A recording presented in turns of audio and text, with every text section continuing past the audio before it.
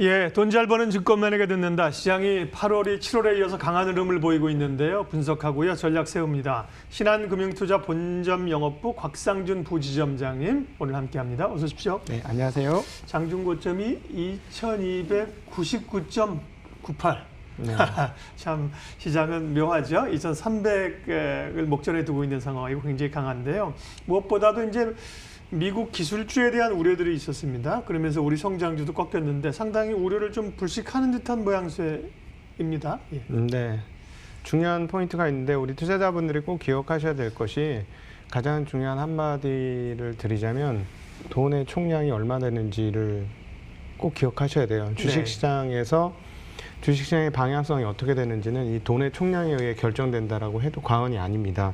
그래서 자꾸 이제 세상 사람들은 일반적인 어떤 상황들, 그러니까 예를 들자면 전염병 상황들이라든가 정치 상황들이나 이런 것들을 자꾸 생각하는데 그보다 훨씬 앞서 있는 게 돈이라는 거. 왜냐하면 주식시장의 100년의 역사를 통해서 오랫동안 참여했던 사람들이 그걸 가장 먼저 생각하고 있기 때문에 당연히 그런 겁니다. 그래서 이 부분에 대한 이해를 가지셔야만 시장이 이해가 되고 시장이 그런 해석이 되어야만 제대로 참여를 할 수 있는 건데요.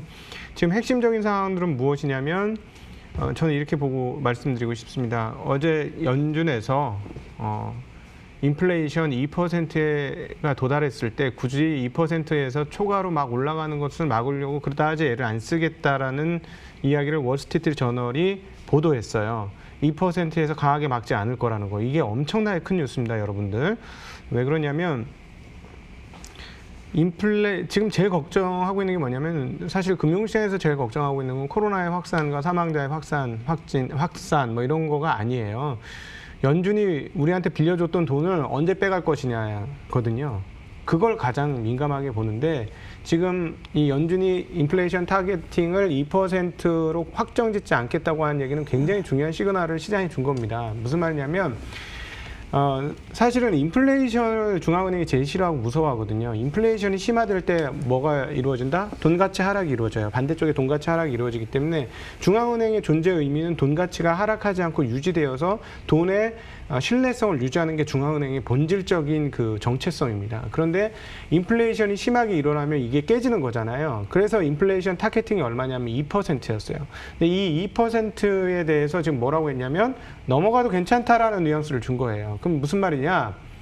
우리 그다지 세게 인플레이션 파이터 역할을 안 하겠다 지금부터 이 얘기를 한 것이고, 자 그럼 이게 어디로 가냐? 오늘 채권시장 강세였거든요. 바로 여기 이게 연계가 된 거예요. 왜 주식시장 위험자산 원자재까지 강세였는데 안전자산인 채권이 왜 강세되느냐? 이걸 이해를 못하면 해석이 안 되는 거예요. 물론 유동성이 많아서 그냥 가는 겁니다. 돈이 많으니까 가는 거예요. 이거 맞지. 근데 그냥 돈이 많다고 해서 그냥 가나요? 그건 아니고요. 바로 이 부분을 건드려줬기 때문에 그래요. 그러면 이제 무슨 말이냐면 금리가 안 올라갈수록 주가가 올라갈 수도 있다는 완전 역설적인 상황들이 이제부터 펼쳐질 수 있는 거예요. 진짜 웃기는 상황인데 하여튼 뭐 그런 상황들이 벌어지는 겁니다. 그러니까 금리 타겟팅을 안 하니 그러면 금융시장은 제가 이제 이거 곰곰이 생각해봐서 깜짝 놀랐던 부분이 이 부분인데, 아니 인플레이션 타겟팅을 저렇게 열어놓으면은 금융시장은 어떻게 되겠냐는, 금융시장은 주가가 오른다고 인플레이션하고 영향이 없어요. 물가가 올라야지 인플레이션이 되는 거지. 근데 금융시장 오른다고 물가가 오르나요? 집값 오르면은 이제 인플레이션 영향이 있지만 주식시장 오르고 이런 채권시장 오르고 이런다고 해서 인플레이션 영향 별로 못 미칩니다. 여기서 돈 벌어갖고 돈을 쓰면, 그래서 돈이 많이 돌아가지고 물건값이 올라오면 뭐 그때나 인플레이션이 되겠죠. 그러면 무슨 말이냐면 여기서 말하는 2%라는 게 금융시장에 보면 공간이 엄청 넓어지는 거예요. 예, 그래서 이제 사실은 미국 기술주들은 너무 높기 때문에 숨고르기가 된 거죠. 조금밖에 못 올라간 거예요. 너무 많이 올랐기 때문에 조금 다들 고민하고 있는 거예요. 이거 여기서 더 올려도 되나? 이거 너무 부담스러운데? 근데 고삐는 풀렸죠. 그런 차에 이제 더 우호적인 얘기들이 나온다는 거네, 지금. 아니, 고삐를 풀어준 거예요. 고삐를 풀어주니까 달린 건 이게 이게 만약에 가격이 낮았으면 네. 상승폭도 엄청나게 컸을 겁니다. 근데 이제 고점에 도달했기 때문에 숨이 턱턱 차니까 못 갔을 뿐이지 고비는 풀린 게 맞아요. 그래서 지금 어디까지 이 주가가 갈지 예측이 안 되는 상황으로 들어온 거는 맞습니다.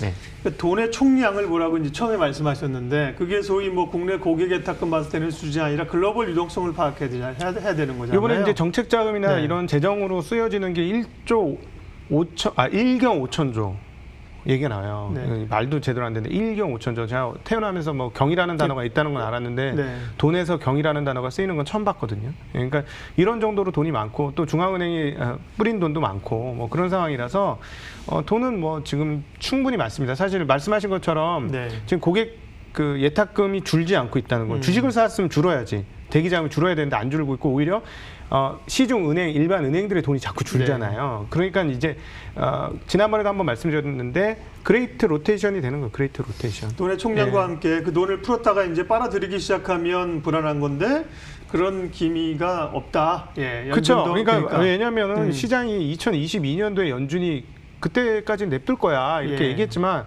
믿을 수 있나? 못 믿지. 왜냐하면 그러다가 인플레이션 되면 그 핵심 뭐야?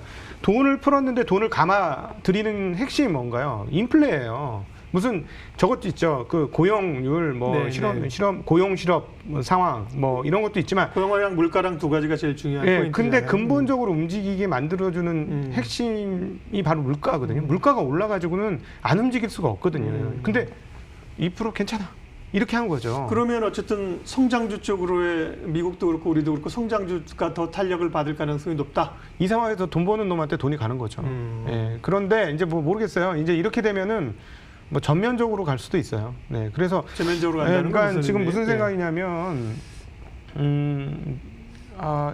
예전에 현금 보유 비중은 일부 계속 갖고 가는 게 맞다고 생각합니다. 예, 예. 예, 시장에 대해서 언제든지 양면성을 다 봐야 되기 때문에 지금 무조건 올인이야 뭐 이거는 굉장히 위험한 태도니까 그렇게 하시면 아닌 것 같고 그거는 투자의 태도로서 그건 아닌 것 같고 근데 자꾸 어디서 끝날 거야라고 예측을 하지 말으라는 거죠. 예측이 굉장히 위험해지는 상황이에요. 그래서 ETF 매매하시는 분들 특별히 조심해야 될 것 같아요. 이게 위로든 아래든 너무 예측하지 말고 그러니까는 오히려 지금 상황에는 더 종목과 기업에 집중하는 필요가 있지 않느냐 이런 생각이 듭니다. 그래서 위에 뚜껑이 어디까지 열려가지고 갈지는 지금 장담 못해요. 이게 2,600 옛날 2018년도 네. 고점이었던 거기까지 갈 수도 있는 거고 누구는 막 3,000 간다. 갈 수도 있는 거예요. 다 열어놔야 되고 뭐 이러다가 악재 터지면 빠지겠죠. 그러나 악재가 터져서 빠질 수는 있는데 지난 3월 같은 정도 수준의 상황은 안 올 것 같습니다. 예단하지 말고 가자는 거고요. 뭐 중요한 얘기니까 그 얘기를 앞에 좀 많이 했습니다.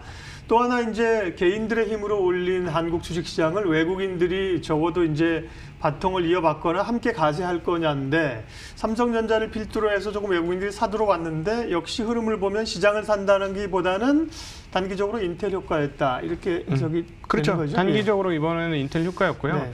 이제 그 다음에 이제 외국인들을 자극할 요소는 달러 가치가 어떻게 될 것이냐인데 네. 오늘도 달러가 떨어졌어요. 그러니까 물론 유로 강세 때문에 달러가 한 0. 유로 대비 0.3% 빠진 거긴 한데 그 동안에 많이 빠졌다는 걸 감안해 보면 올랐어야 되는데 빠졌다는 거죠. 그게 재미난 얘기인데 달러가 필요 없는 거예요. 이제 이건 조금 극단적으로 해석하지 마시고요. 3월 달에 달러가 없어서 난리였지 않습니까? 제발 달러 좀 다 필요 없고 미국 국채도 필요 없고 달러를 줘. 이 정도까지 갔었잖아요. 근데 슬슬 이제 이게 이렇게 하다가 이제 우리 그렇게 안 급해요. 이제 숨 좀 돌릴만 해요. 이렇게 분위기가 바뀐 거죠. 그러니까 달러에 대한 수요 욕구가 떨어졌기 때문에 이번 달러 약세가 이렇게 오는 거 아니냐. 그렇다면 지금 미국의 그 환 시장에서 논평이 나오는 것들을 저는 이제 자료를 글로벌 모니터에서 봤는데 거기서 보면 환 참가자들이 별로 달러에 대해서 긍정적이지 않아요. 즉 달러 가치가 더 추가로 하락할 수 있다는 생각을 많이 하고 있습니다. 예. 네. 오늘 이제 앞에 얘기를 좀 많이 해가지고요. 못다한 얘기해서 결론을 지으려고 합니다. 증권주 얘기도 좀 하려고 했었는데 시간을 못했고요.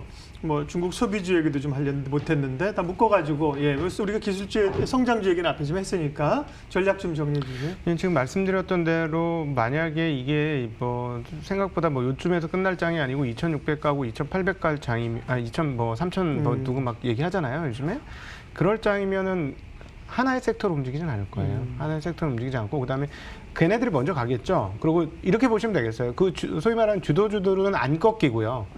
다른 것들이 못 간 놈들이 이제 사람들이 이제 인지상정인데 쟤 너무 싸잖아. 키 맞추기 이건 하면서 말도 안 올라간다. 돼. 예, 지금 상황에서 그 배당을 5% 주는 게 7% 주는 게 이게 말이 돼? 이거 아닌 것 같아라고 생각하면 수급 들어가겠죠. 그쪽으로도 들어가는데 그럼에도 불구하고 이 전체적인 큰 틀 가는 놈 근데 언제나 그랬어요.